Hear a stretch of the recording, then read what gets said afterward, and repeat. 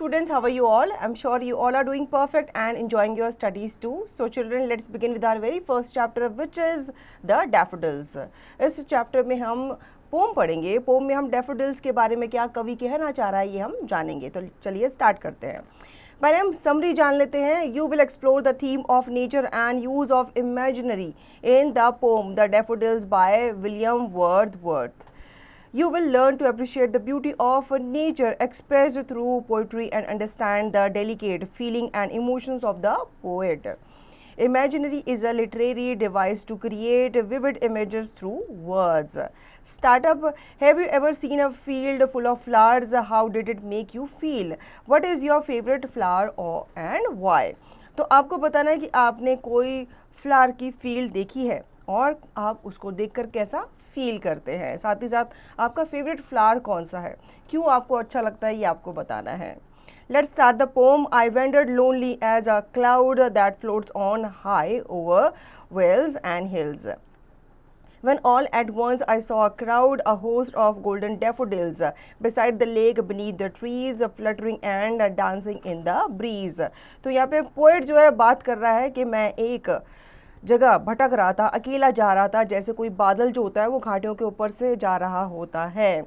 और eight once उसने एक क्या देखा, क्राउड देखा. और वहाँ पे वो क्राउड किसका था, एक डैफोडिल, गोल्डन डैफोडिल का एक बंच जो था उसे नज़र आ रहा था, जो कि लेक के साइड में था, एक ट्री के नीचे था. और वो क्या कर रहा था, वो जो गुच्छा था, वो जो डैफोडिल का ग्रुप था, वो डांस कर रहा था, फ्लटर कर रहा था हवा के साथ. Continuous as the stars that shine and twinkle on the Milky Way, they stretch in never-ending line along the margin of a bay. 10,000 saw I at a glance, tossing their heads in a sprightly dance. उसके बाद वो कहता है कि आकाश गंगा पर चमकते और टिमटिमाते तारों की तरह वो निरंतर जो खाड़ी होती है, जो वैली होती है, उसके किनारे वो क्या कर रहा था, एक लंबी सी नेवर एंडिंग लाइन सी एक बनी हुई थी. हालांकि वहाँ पे मार्जिन जो था वो बे का था, ठीक है, मतलब खाड़ी जो थी वहाँ पे वो मार्जिन की तरह लग रही थी. और थाउजेंड्स ऑफ उसको क्या दिख रहे थे, डैफोडिल्स वहाँ पे दिख रहे थे. The waves beside them danced, but they outdid the sparkling leaves in glee.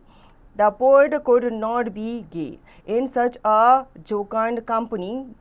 I gazed and gazed, but little thought what wealth the show to me had brought.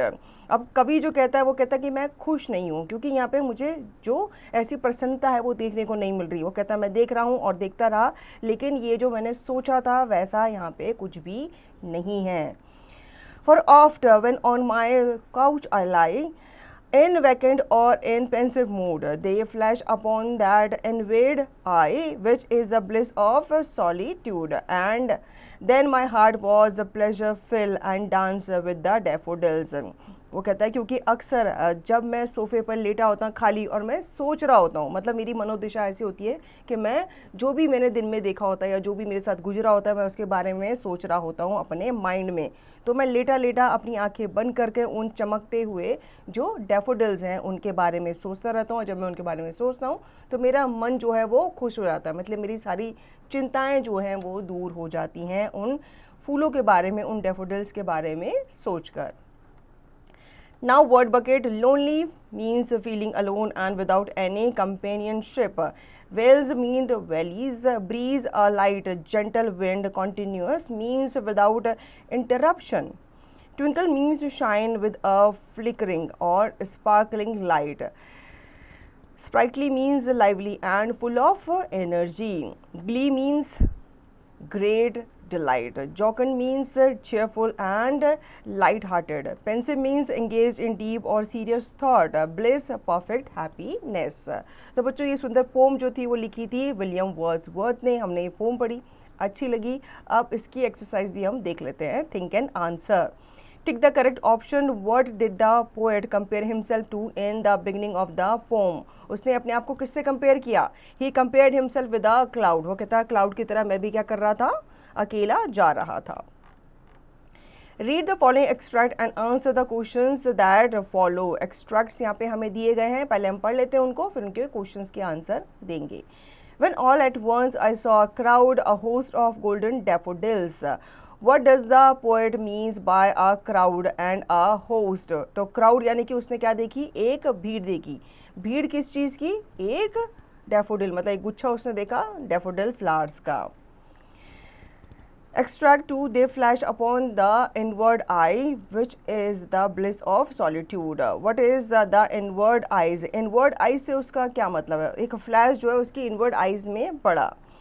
In the blanks with suitable words, आपको blanks यहाँ पे दिए गए, उनको fill करना है. The poet wandered dash as a cloud. वो क्या कर रहा था? वो अकेला जा रहा था. He was moving as a cloud or he was going as a cloud.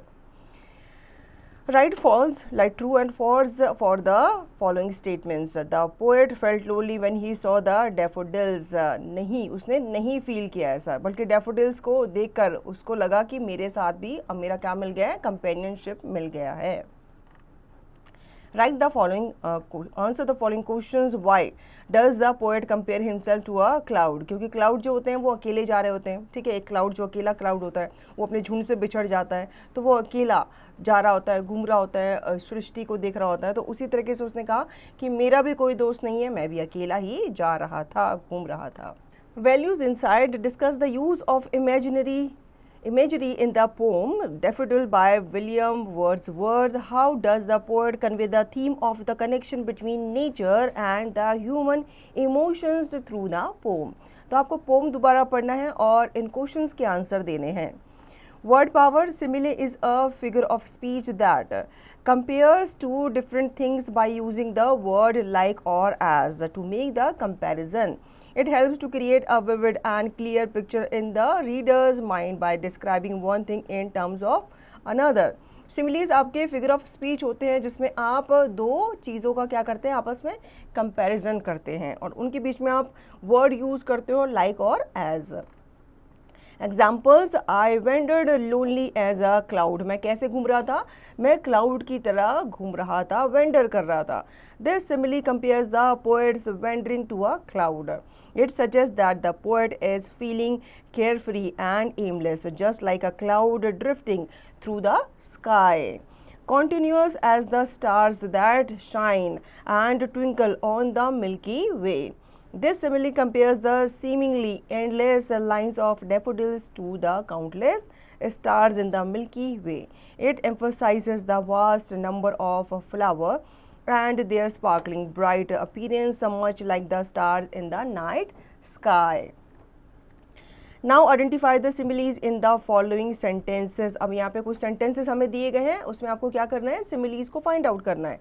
Like the student's essay was as dull as a butter knife.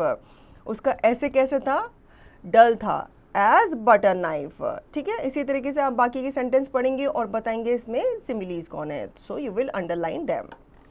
Replace the similes in the following sentences with your own similes as one has been done for you.